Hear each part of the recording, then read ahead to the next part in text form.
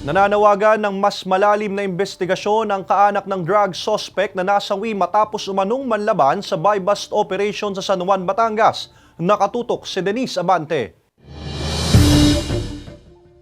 Alas 7 ng gabi noong Martes nang masawi ang 33 anyos na si Brian Laresma matapos umano nitong manlaban nang aarestuhin ng pulisya sa isinagawa umanong buy-bust operation sa Barangay Lipahan, San Juan, Batangas. Pero ayon sa kaanak ng nasawi, wala raw katotohanan na aarestuhin ito sa isang buy-bust operation. Ayon sa kapatid ni Laresma, katatagpuin lang daw sana niya si Brian para ibigay ang perang ipambibili sana ng rechargeable fan para sa pamangkin. Naghintay raw sa may tulay si Brian at halos magkakasunod na dumating sa lugar ang dalawang kotse at kapatid nito. Sa mga pangyayari, sabay-sabay kaming paghinto. Bigla akong bumukas yung huli ng sasakyang kulay green. Pagbukas po, may lumabas na pulis. Alam ko po, mga pips yun eh.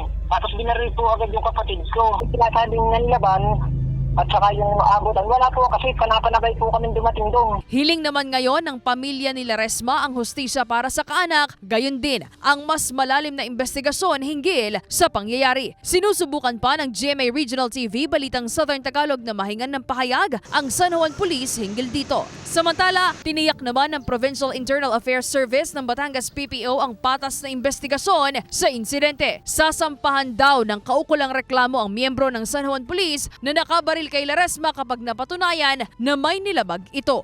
According sa Rule 6 Section 1 ng NAPOLCOM Memorandum Circular 2016-002, ang IAS po ay may authority na mag-conduct ng motu proprio investigation regarding dun sa mga incidents where death, serious physical injuries, or any violation of human rights occurred in the conduct of police operations relating to bypass operations. Sasampahan po natin ng irregularity in the performance of duty. Dahil nga may namatay, homicide ito, it falls under grave misconduct. Ngayong hapon, nakatakdang bumuo ng Special Investigation Task Group ang Batangas PPO para sa agarang investigasyon sa insidente. Panawagan naman ng Provincial IAS sa pamilya ni Laresma na magtungo sa Batangas PPO upang makuhanan ng pahayag.